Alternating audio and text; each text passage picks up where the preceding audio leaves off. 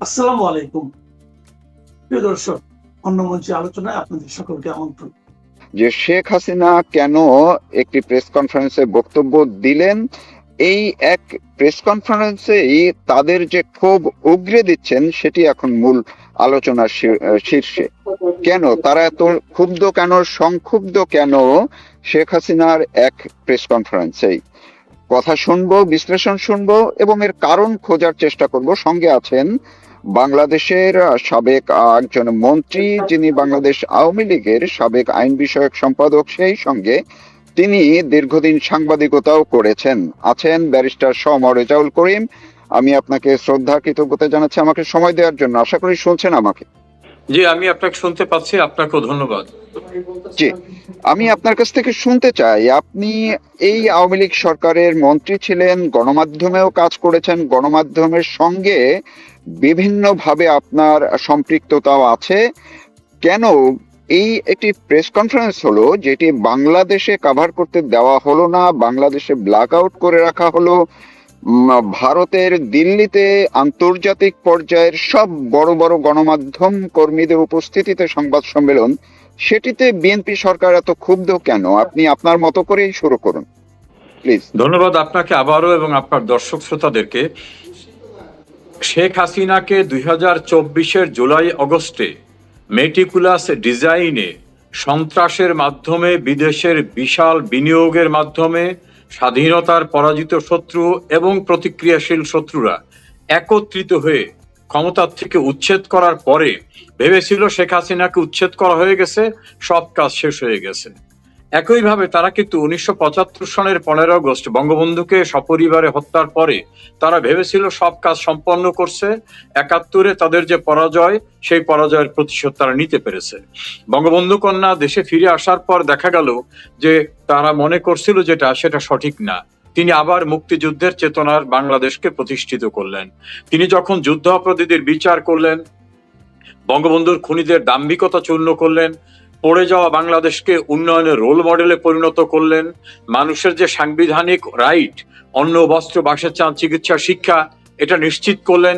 এবং সবচেয়ে বড় হচ্ছে মুক্তিযুদ্ধের চেতনার যে মূল কনসেপ্টটা ছিল, গণতন্ত্র, সমাজতন্ত্র, ধর্মনিরপেক্ষতা, জাতীয়তাবাদ, এই অসাম্প্রদায়িক বাংলাদেশটাকে যখন বিনির্মাণ করলেন, তখন ওই যে 71-এর পরাজিত শক্তি এবং যারা সাম্প্রদায়িক জঙ্গি গোষ্ঠী, তারা মনে করলো না, শেখ মুজিবের পরে তো আর এক শেখ মুজিবের প্রতিচ্ছবি শেখ হাসিনা, একেও যে কোনো ভাবে সরাতে হবে। তারা বাংলাদেশটাকে একটি জঙ্গি রাষ্ট্রে, ওই পূর্ব পাকিস্তান স্টাইলের রাষ্ট্রে বা আফগানিস্তান স্টাইলের রাষ্ট্রে পরিণত করতে চায়। তারা যখন 2024-এ সফল হওয়ার পরে তারা মনে করলো যে ক্ষমতা আহরণ করেছি, শেখ হাসিনাকে সরিয়ে দিয়েছি, আর কোনো সমস্যা নাই। কিন্তু দেখা গেল যে শেখ হাসিনা বিরাজমান সর্বত্র। একেবারে কৃষকের হাল চাষের জমিতে যে অবস্থান করছে, কলকারখানায় যে শ্রমিক সেখানে অবস্থান করছে, মধ্যবিত্ত যেখানে আছে, যে রিক্সা চালায়, যে রাস্তার পাশে শাক বিক্রি করতেছে, যে মাছ বিক্রি করতেছে, যে গার্মেন্টসের শ্রমিক, সবার মুখে শেখ হাসিনা, শেখ হাসিনা, শেখ হাসিনা। কেন বলে এটা? যে শেখ হাসিনা সবাই, তাদের অভাব ছিল না, অনটন ছিল না, তাদের খাবারের চাহিদা সমস্যা ছিল না, আইন শৃঙ্খলা পরিস্থিতির উন্নয়ন ছিল, বাচ্চাদের লেখাপড়ার নিশ্চয়তা ছিল, দেশের ভিতরে অপরাধীদের অভয়ারণ্য ছিল না। সবকিছু মিলে যার ঘর ছিল না তাকে শেখ হাসিনা ঘর করে দিয়েছেন, যার জমি ছিল না তাকে জমি কিনে দিয়েছেন। 125টি ক্ষেত্রে তিনি সামাজিক সুরক্ষা বেষ্টনী, যেটাকে সোশ্যাল সেফটি নেটওয়ার্ক বলে, যেখানে প্রতিবন্ধী, মুক্তিযোদ্ধা, স্বামী পরিত্যক্তা, স্কুলের স্টুডেন্ট, সবার সব চাহিদা মিটিয়েছিলেন। ফলে সবাই মনে করলো যে আমি শেখ হাসিনার সময় যে ভালো ছিলাম, এখন তাকেই দরকার। কারণ শেখ হাসিনাকে সরিয়ে দেওয়ার পর যারা ক্ষমতা আসলেন, ডক্টর ইউনূস এবং তার পরিষদ এবং তার কন্টিনিউশন তারেক রহমান, এরা সবাই মিলে দেশে বিদ্যুৎ দিতে পারতেছে না, মানুষের খাবার দিতে পারছে না, 400 ইন্ডাস্ট্রি বন্ধ হয়ে গেছে, শ্রমিকের বেকারত্ব বেড়ে গেছে, নারী রাস্তায় নিরাপদ না, ধর্ষণের শিকার হচ্ছে, বাচ্চারা নিরাপদ না, রাস্তায় আইন শৃঙ্খলা নাই, ছিনতাই হচ্ছে, যে কেউ যে কোনো কাউকে রাস্তাঘাটে মেরে ফেলতেছে, কোনো কিছুই নাই। এই অবস্থায় যারা একটা কনস্ট্রাকশন করবে, সেখানে চাঁদাবাজদের উৎপাতে টিকছে না, মেট্রো রেলের নিচে গরুর হাট মিলাচ্ছে, সব মিলে দেশে কোনো ব্যবস্থা নাই। তখন যখন মানুষ মনে করতেছে যেন আমাদের পরীক্ষায় উত্তীর্ণ একজন মানবদরদী রাষ্ট্রনায়ক হচ্ছে শেখ হাসিনা, তাকে দরকার। এখন এই সবাই যখন রিক্সাওয়ালার থেকে শুরু করে সবজি বিক্রেতা, মাছ বিক্রেতা, কলকারখানার শ্রমিক, গ্রামের মানুষ, কৃষক যখন বলতেছে শেখ হাসিনাকে চাই, আগেই ভালো ছিলাম, তখন এই যে যারা ক্ষমতা দখলকারী ইউনূস থেকে শুরু করে এখন যারা আছে, তাদের ভিতরে একটা অ্যালার্জি কাজ করতেছে যে শেখ হাসিনা না থেকেও তো শেখ হাসিনা, না থেকেও শেখ হাসিনা। এ কারণে শেখ হাসিনার কোনো শব্দ দেখতে চায় না, শেখ হাসিনার ছবি দেখতে চায় না, শেখ হাসিনার নাম শুনতে চায় না। তারপরে যখন দেখে যেদিকে তাকায় সেদিকে শেখ হাসিনা। এই যে আপনি আপনার ইন্ট্রোডাক্টরি বক্তব্যে বললেন যে বাংলাদেশের মেইন স্ট্রিম মাধ্যমকে বলা হয়েছে শেখ হাসিনার প্রেস কনফারেন্স কভার করা যাবে না, কিন্তু এই নির্বোধেরা এরা জানে না যে পৃথিবীর ৩৯৯টি মেইন স্ট্রিমের গণমাধ্যম শেখ হাসিনার প্রেস ব্রিফিং এর যে নিউজ সেটাকে কভার করছে, এবং ৩৯৯টা থেকে বিভিন্ন ছোট মিডিয়া আবার নিউজ নিয়েছে। আমার কাছে যে তথ্য, ১০১৫টি মিডিয়ায় শেখ হাসিনার দিল্লির কনফারেন্সটাকে কভার পেয়েছে। তার চেয়ে বড় কথা হলো কয়েক কোটি মিডিয়ায় কভার পেয়েছে। সেটা কিভাবে? এখন তো মেইন স্ট্রিমের মিডিয়ার চেয়ে বেশি স্ট্রং মিডিয়া হচ্ছে social media, YouTube, Facebook, Twitter, Instagram. তো এখন দেখা গেল, আমরা দেখলাম যে ফেসবুকের থেকে ওই মনিটরের সঙ্গে সেট করে নিয়ে চায়ের দোকানে বসে সবাই শেখ হাসিনা প্রেস ব্রিফিং দেখতেছে। কেউ এই বিটিভি না সিটিভি ওইটা দেখতেছে না, প্রথম আলো না কোন রাতের আলো কি করতেছে এদিকে দেখতেছে না। ফলে কয়েক কোটি মিডিয়ার ভিতরেই শেখ হাসিনার প্রেস ব্রিফিং চলে যাওয়ার পরে এদের গাত্রদাহ হয়ে যাচ্ছে যে আমরা নিষেধ করলাম, তারপর আসছে। এখন মারুফ ভাই, মানুষের হৃদয়কে তো নিষেধাজ্ঞা দেওয়া যায় না। বাংলাদেশের মেজরিটি মানুষের হৃদয় হচ্ছে শেখ হাসিনা, হৃদয় হচ্ছে মুক্তিযুদ্ধ, হৃদয় হচ্ছে লাল সবুজের পতাকা, হৃদয় হচ্ছে ৭১-এর ৩০ লক্ষ শহীদের প্রত্যাশা। ফলে সেটা রিফ্লেক্ট হচ্ছে শেখ হাসিনার মাধ্যমে। আর শেখ হাসিনার নাম শুনলেই এদের মনে হয় শেখ হাসিনা আমাদের জ্বলে পুড়ে ছারখার হয়ে যায় শেখ হাসিনার নাম শুনলে। সে কারণেই তারা যে কোনো মূল্যে শেখ হাসিনার অ্যাক্টিভিটিসকে বাতাসের ভিতর দেখেও মানে সশরীরে দেখতেছে না, তারপরও তারা ভীত সন্ত্রস্ত। এটাই হচ্ছে বাস্তবতা।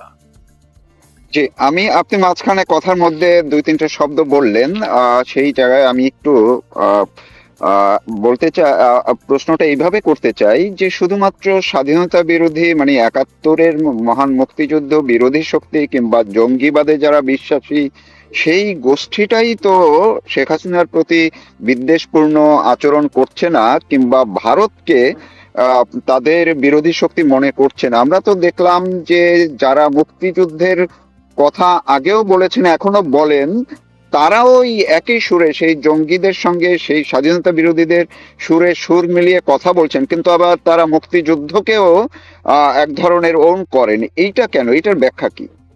দেখেন, আমাদের একজন প্রয়াত নেতা মঈনুদ্দিন খান বাদল, একজন বীর মুক্তিযোদ্ধা, বলছিলেন ধর্ষক আর ধর্ষিতা একই জায়গায় চলতে পারে না। কোন রাজাকার কোনদিন মুক্তিযোদ্ধা হতে পারে না, কিন্তু অনেক মুক্তিযোদ্ধার অবনতি ঘটেছে। কর্নেল অলি দাবি করেন মুক্তিযোদ্ধা, আর আত্মস্বীকৃত ৭১-এর স্বাধীনতা বিরোধী জামাত ইসলামীর সঙ্গে তিনি জোট করেছেন। এরকম কিন্তু অনেকেই আছে। আখতারুজ্জামানের মতো একজন মুক্তিযোদ্ধা, তিনি তো হালুয়া রুটির লোভে কখনো তিনি যা বিএনপি, কখনো অন্যদিকে করে জামাতে গেছেন। এরা হচ্ছে ওই উচ্ছিষ্ট ভোগ করার জন্য ওখানে যাচ্ছে। আপনি দেখবেন রাজাকার শাহজিজ, রাজাকার মশিউর রহমান জাদু মিয়া, জয়পুরহাটের আব্দুল আলিম, এরকম ব্যক্তিরা যে ক্যাবিনেটে ছিল, আবার তার পরবর্তী ক্যাবিনেটে দেখবেন মতিউর রহমান নিজামী, আলী হাসান মুজাদি, সালাউদ্দিন কাদের চৌধুরী যে ক্যাবিনেটে ছিল, সেই সব ক্যাবিনেটেও কিন্তু কিছু মুক্তিযোদ্ধা যোগদান করে উচ্ছিষ্ট ভোগ করতে গেছে, হালুয়া রুটি ভোগ করতে গেছে। যেমন ধরেন প্রয়াত নেতা শাহজাহান সিরাজ, বাংলাদেশ সৃষ্টিতে তার বিশাল অবদান। তার মতো মানুষের স্বাধীনতা বিরোধীদের সংমিশ্রণে তৈরি করা সেই বিএনপির ক্যাবিনেটে যাওয়ার কোনো যৌক্তিকতা খুঁজে পাই আমরা পাই না। সেখানেও তিনি টিকতে পারেন নাই। এই যে ফজলুর রহমান অ্যাডভোকেট, বীর মুক্তিযোদ্ধা, বিএনপি যে স্বস্তি পাচ্ছেন না, কথা বললে তাকে ধমক দিচ্ছে, কথা বললে তাকে সাসপেন্ড করে রাখা হচ্ছে। তারপর তিনি বলার চেষ্টা করছেন কিছু কিছু মুক্তিযোদ্ধারাও কিন্তু, এই যে মেজর হাফিজ, দেখেন ইদানিং কি ভাষায় কথা বলতেছে, যুদ্ধ অপরাধের দায়ে সর্বোচ্চ আদালতের দণ্ডপ্রাপ্ত এবং দণ্ড কার্যকর হওয়া চিহ্নিত রাজাকারদের শোক প্রস্তাব কার সভাপতিত্বে গ্রহণ করা হলো পার্লামেন্টে? মেজর হাফিজের। তিনি দাবি করেন মুক্তিযোদ্ধা, আর তার সম্মুখ সমরের সামনের কাতারের পাকিস্তানি যোদ্ধা যারা, সেই যুদ্ধাপরাধীদের শোক প্রস্তাব তিনি গ্রহণ করেন, তিনি প্রিজাইড করেন। কাজে কিছু কিছু মুক্তিযোদ্ধাদের অবক্ষয় ঘটছে, বিপদগামী হয়েছে। অনেক ঘনিষ্ঠ জনরাও কিন্তু বিশ্বাসঘাতক হয়, তাদের নাম কিন্তু বলা হয় বিশ্বাসী থেকে যখন ঘাতক হয় তখন বলা হয় বিশ্বাসঘাতক। কাজেই মুক্তিযোদ্ধাদের ভিতর থেকে একটা সার্কেল এই হালুয়া রুটির লোভে, ক্ষমতার লোভে, তাদের চরিত্র, তাদের মুক্তিযুদ্ধের স্পিরিট বিসর্জন দিয়েছে। মুখে মুখে বলে মুক্তিযোদ্ধা, জিয়াউর রহমান মুক্তিযুদ্ধের একটা সেক্টর কমান্ডার ছিলেন, কিন্তু আমরা কি দেখলাম?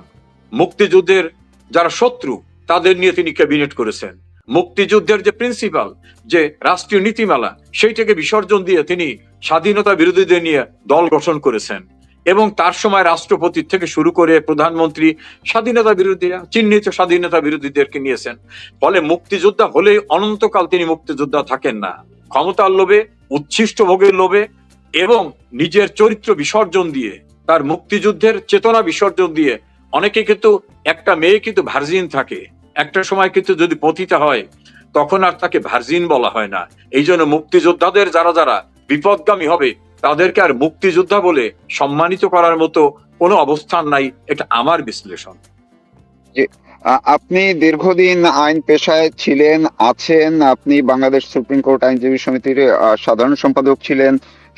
এর আগে আপনি গণমাধ্যমেও কাজ করেছেন। তো এই যে আইনের জায়গা থেকে, যদি সরকার গণমাধ্যমের উপরে নিষেধাজ্ঞা দিয়েছে, কিন্তু যখন বহির্বিশ্বের সব বড় বড় মিডিয়াগুলো যখন লাইভ করছিল, প্রচার করছিল, সেই জায়গায় সাংবাদিকতার বা গণমাধ্যমের নীতি নৈতিকতার জায়গা থেকেও এই যে একটা আইনের কথা বলে চাপিয়ে দেওয়া হলো নিষেধাজ্ঞা, এই জায়গায় গণমাধ্যমের আপনি তাদের যে দায়টা, তাদের দায়িত্বটা, সেইটা তারা বরখেলাপ করলো কিনা আর কি?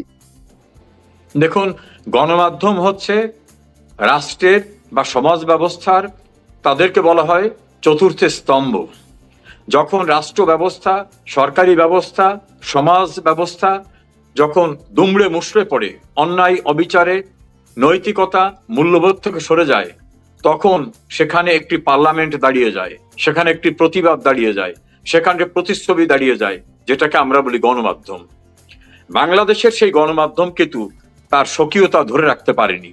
যেমন প্রথম আলোর সম্পাদক মতিউর রহমান, তিনি ডয়েসে ভ্যালির সঙ্গে একটা ইন্টারভিউ দিয়ে বলছেন, শেখ হাসিনা এবং তার সরকারের পতনের জন্য আমি এবং আমার পত্রিকা যা করা লাগে তাই করেছি।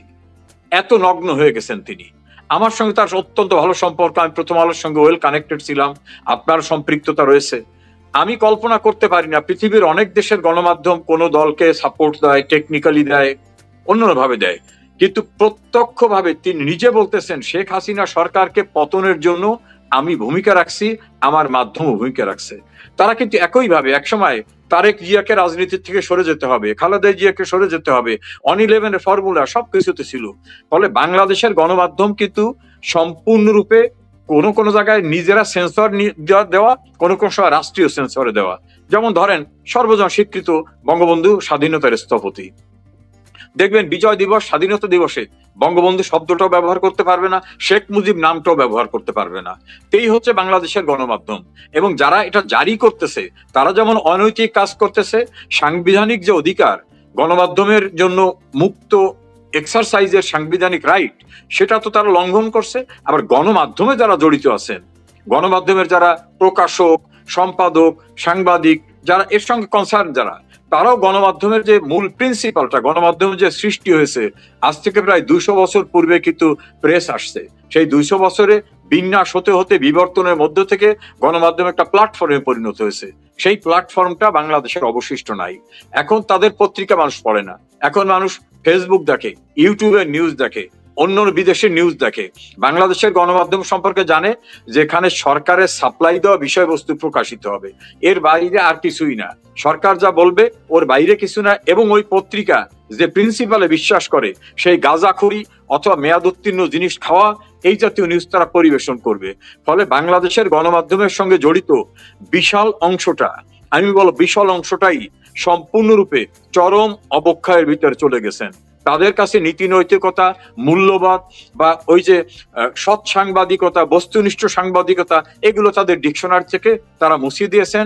তারা এখন ক্ষমতাসীনরা কি করবে সেইটা দেখে। ধরেন প্রথম আলোতে আগুন দিল, বিদেশ থেকে অর্ডার দিয়ে আগুন দেওয়া হলো, সেই কারা দিল সেই নামটা পর্যন্ত প্রথম আলো আজ পর্যন্ত লিখতে পারে নাই যে অমুকের নির্দেশে অমুকরা আমার এখানে আগুন দেওয়া ছিল, এবং তাদের নাম দিয়ে এফআইআরটা পর্যন্ত করতে পারে নাই, মামলাটাও করতে পারে নাই। অর্থাৎ এই ভীত সন্ত্রস্ত পত্রিকা এখন আর গণমাধ্যম নাই, এটা একটা লিফলেটে পরিণত হয়েছে। সরকার অথবা বিশেষ প্রভাবশালী ব্যক্তিরা যা লিখতে বলে তাই তার লেখে। বাংলাদেশের গণমাধ্যমের ভয়াবহ এই অবনতিশীল অবস্থা। যে আপনি মাঝখানে বললেন আপনিও প্রথম আলোতে অনেকদিন কাজ করেছেন, দায়িত্ব পালন করেছেন। আমিও প্রায় 10 বছর এই পত্রিকাটির সঙ্গে কাজ করছিলাম। তো এখন এই গত কয়েকদিন পর্যন্ত শেখ হাসিনার বক্তব্য ঘিরে যখন সরকার বারবার ভারতকে দায়ী করছে, গতকালকেও যখন ত্রিবেদী তারেক রহমানের সঙ্গে দেখা করলেন, তারপরে পররাষ্ট্রমন্ত্রীর যে বডি ল্যাঙ্গুয়েজ, তার যে ভাষা, সেটাও যেমন এক ধরনের হিংসার বহিঃপ্রকাশ ঘটিয়েছে। অন্যদিকে প্রথম আলো গত 2-3 দিন পর্যন্ত তারাও এমন কিছু আর্টিকেল ছাপছে অন্য লেখকদের দিয়ে এবং নিজেরও স্টোরি করছে। আপনারও নজরে এসছে হয়তো যে ভারতের সম্মতি ছাড়া শেখ হাসিনা এটা করতে পারেন নাই। তার মানে প্রথম আলো কেন এখন শেখ হাসিনার বিরুদ্ধে না হয় তারা থাকলেন, ভারতের বিরুদ্ধে এই সরকার, বিশেষ করে খলিলুর রহমান বা ডক্টর ইউনূস গঙের সুরে একদম ভারতকেই কেন দায়ী করছে, উস্কানির মতো পর্যায়ে যাচ্ছে কিনা, এইটা আপনার ব্যাখ্যা কি? দেখুন, প্রথম আলোর সঙ্গে আমার প্রচন্ড দুর্বল সম্পর্ক, আপনারও আছে। প্রথম আলো তার স্বকীয়তা বিসর্জন দিয়েছে। স্বকীয়তা বিসর্জন দিলে তাদের আর নীতি নৈতিকতা থাকে না। তখন তারা প্রগতিশীল মুক্তিযুদ্ধের চেতনার পত্রিকা থাকে না, তারা অসাম্প্রদায়িক সমাজ ব্যবস্থার পত্রিকা থাকে না, তারা প্রগতির কথা বলার পত্রিকায় থাকে না, তারা সত্য অনুসন্ধিৎসু সাংবাদিকতার জায়গা থাকে না। তাদের পাহারাদার যারা, তারা তাদের পক্ষে কথা বলে। সেটা যদি কালকে পাকিস্তানের পক্ষে বলতে হয় সেটা তারা বলবে। ধরেন একটা উদাহরণ বলি, রয়টার্স শেখ হাসিনার একটা ইন্টারভিউ ছেপেছে, তো রয়টার্স এর নিউজটা বাংলাদেশের পত্রিকা ছাপতে পারে, স্বাভাবিকভাবে ছাপে। রয়টার্স যে ছবিটা দিয়েছে এই ছবিটা হলো শেখ হাসিনা সলিউট বা ওত নেওয়ার মতো একটা ছবি, ওত নেওয়ার মতো একটা ছবি। রয়টারের নিউজটা ছেপে ওই ছবির জায়গাটায় শেখ হাসিনার চেহারাটা বিকৃত করে ছাপছে। এইটা হলো বাংলাদেশের প্রথম আলো, ডেইলি স্টার। রয়টার যে নিউজটা ছাপছে সেই নিউজের সঙ্গে সামঞ্জস্য করে তো তারা ছবিটা ক্যাপশনে দিয়েছে, সেই ছবিটাকে ফেলে দিয়ে শেখ হাসিনার চেহারাটাকে বিকৃত করে দিয়েছে। অর্থাৎ শেখ হাসিনা মানেই হলো তাদের কাছে বিকৃত একটা সত্তা। অথচ শেখ হাসিনার আমলে কিন্তু প্রথম আলো, ডেইলি স্টারে কেউ তো ঢিল মারার সাহস পায় নাই, আগুন দেওয়া তো দূরের কথা।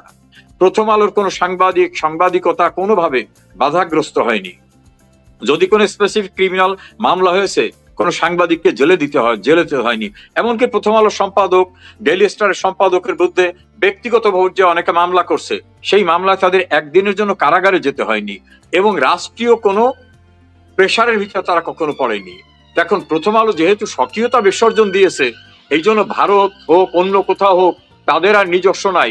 এখন তারা মামুনুল হকের ইন্টারভিউ ছাপে, যে মামুনুল হককে একসময় তারা বলছিল জঙ্গি, সমাজ সভ্যতার জন্য ধ্বংস হওয়ার মতো উপাদান, সেই মামুনুল হকের ইন্টারভিউ ছাপে তারা। অর্থাৎ প্রথম আলো এখন জঙ্গিদের পত্রিকার মতো স্ট্যান্ডার্ডে চলে গেছে। এটা অনেকের আলোচনা এবং সমালোচনা। সেই জন্য আমি বলছি, প্রথম আলো বিগিনিং এ যে কথা বলতেন যে সত্যের পথে অবিচল, তারা বলতেন যা কিছু সত্য তার সঙ্গে প্রথম আলো বদলে দাও। এখন প্রথম আলো বদলে যাচ্ছে, যাদেরকে তারা জঙ্গি বলতেন এখন তারা শিরোনাম হয়ে আসে প্রথম আলোতে। ওই যে বদলে দাও, এই বদলে প্রথম আলো চলে গেছে। সেই বদলাটা এমন জায়গায় চলে গেছে যে মানুষ প্রথমকে যে আলো মনে করত, এখন আলোর জায়গায় প্রথম আলো প্রথম অন্ধকারে পরিণত হয়ে যাচ্ছে বলে আমার ধারণা। জি, আমি শেষ করব আরেকটি বিষয় একটু আপনার কাছ থেকে জানতেই চাই, একদম আইনের জায়গা থেকে, যে বাংলাদেশ আওয়ামী লীগের সভানেত্রী শেখ হাসিনা তার বক্তব্যে পরিষ্কারভাবে বলেছেন, এর আগে ইন্টারভিউতে বলেছেন যে তিনি, তার বিরুদ্ধে যে ফাঁসির আদেশ আছে তাকে ফাঁসি দেয়া হোক, কারাগারে নেওয়া হোক, যা করা হোক, তিনি দেশে ফিরবেন, দেশের মানুষের জন্য ফিরবেন। সঙ্গে তিনি বলেছেন তিনি দেশে গিয়ে আইনের আশ্রয় নেবেন।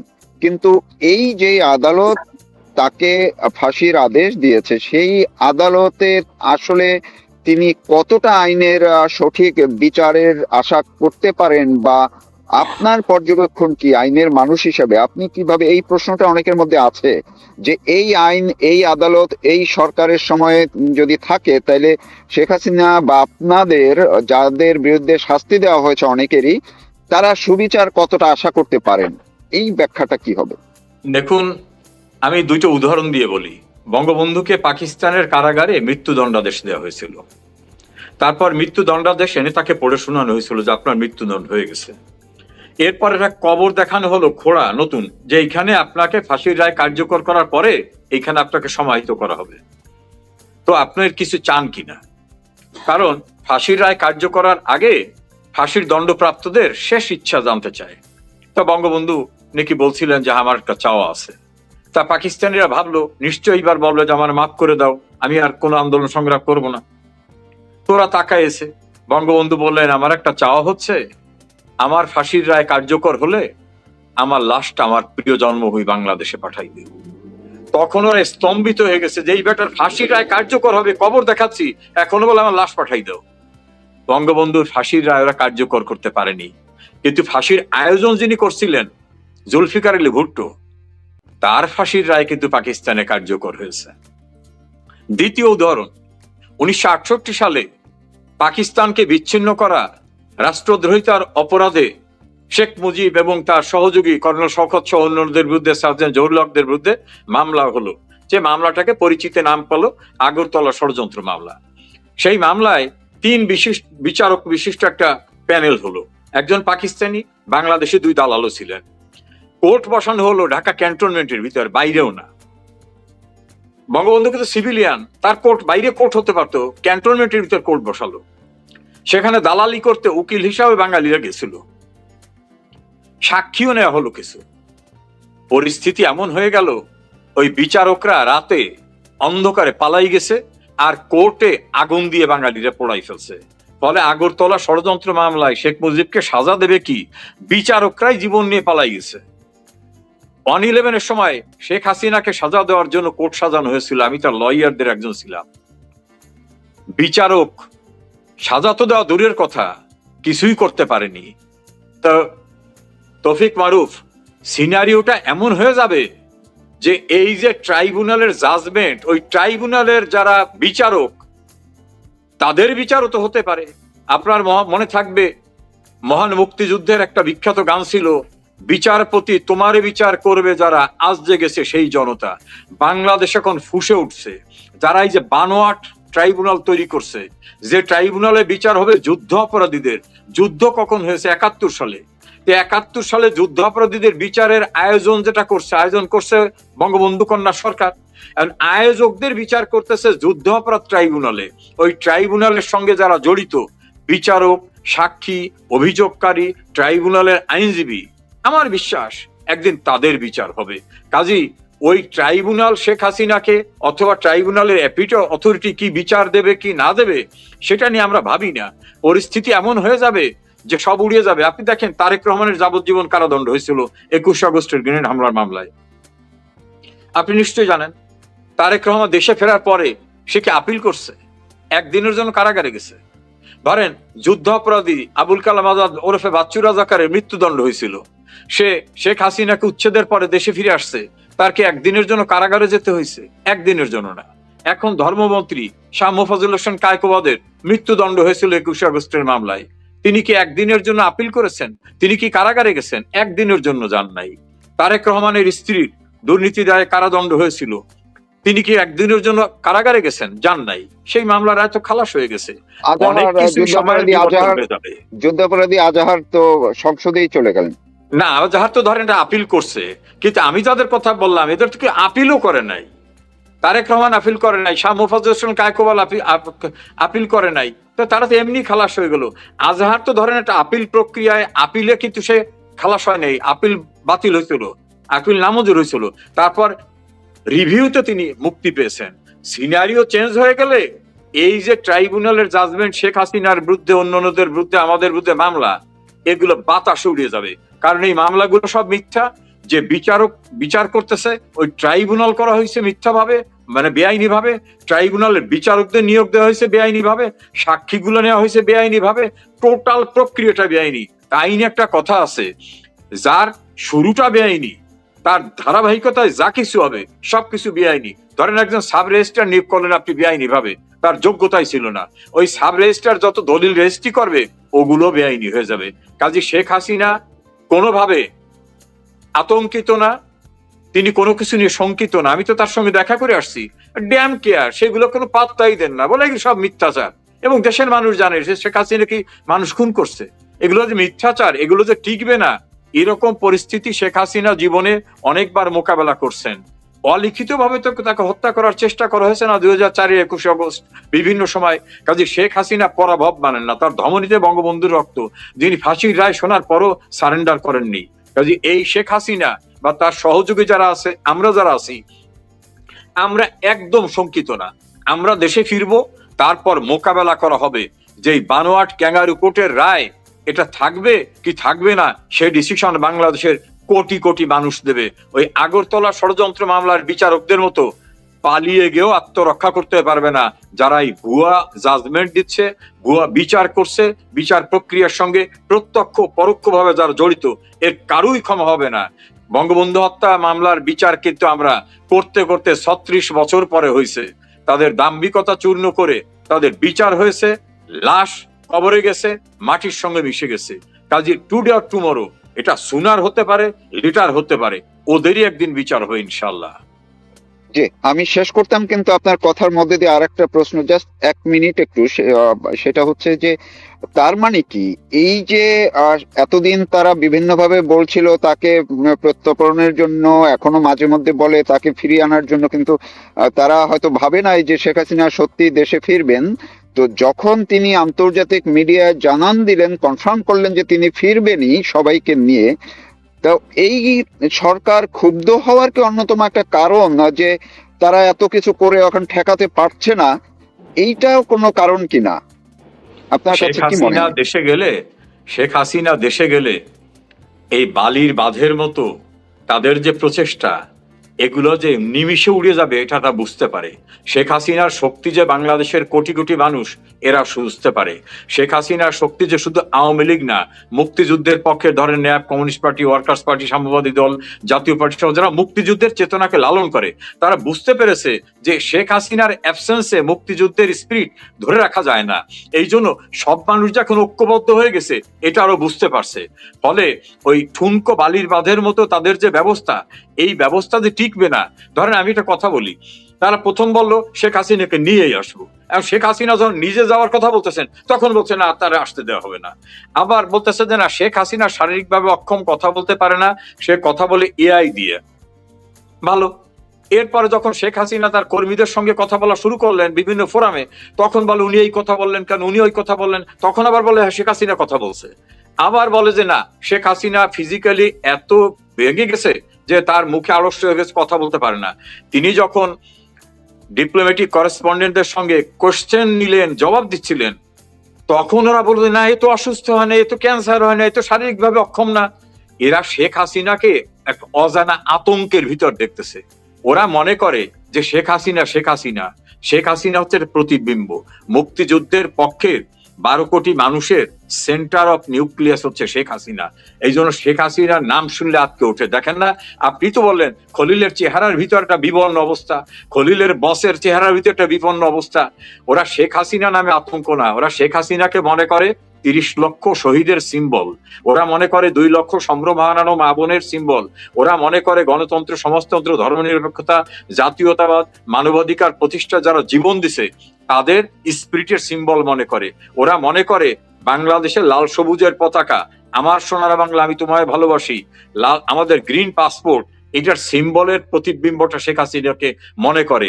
ওরা তো বাংলাদেশটাকে ওই যে 4 তারা পতাকা উড়াইতে চেষ্টা করছে, পারে নাই, গোলাম আজমের ছেলে অনেক কিছু করতে চাইছে, পারে নাই। শেখ হাসিনা ফিরে গেলে যে একই অবস্থা হবে এবং কঠিন অবস্থা হবে এটা বুঝতে পেরেই ওরা আতঙ্কে থাকে। ওরা শেখ হাসিনা দেখে না, ওর ভিতরে সব দেখে, মুক্তিযুদ্ধকে দেখে। জি, অনেক ধন্যবাদ আপনাকে। দর্শক এতক্ষণ কথা শুনছিলেন, বলছিলেন সাবেক মন্ত্রী এবং বাংলাদেশ আওয়ামী লীগের সাবেক আইন বিষয়ক সম্পাদক ব্যারিস্টার সমর রেজাউল করিম, তিনি ব্যাখ্যা দিচ্ছিলেন যে বাংলাদেশের কেন এই সরকার শেখ হাসিনাকে ভয় পায়, তার কথাকে ভয় পায়, কেন তাকে দেশে এখন আসতে দিতে চায় না, বাংলাদেশের মিডিয়ার কি পরিস্থিতি, অনেকগুলো বিষয়। আশা করি আপনারা আপনাদের সময় সুযোগ মতো গুরুত্ব সহকারে এই কথাগুলো শুনলে অনেক জিনিস আপনাদের কাছে পরিষ্কার হয়ে যাবে। ব্যারিস্টার সমর রেজাউল করিম, আমি আপনাকে আবারও শ্রদ্ধা ও কৃতজ্ঞতা জানিয়ে আজকের মতো শেষ করছি। আবার অন্য কোনো ইস্যু নিয়ে অন্য কোনো সময় কথা হবে। আপনি ভালো থাকুন, সুস্থ থাকুন, অবশ্যই নিরাপদে থাকুন। অনেক ধন্যবাদ আপনাকে।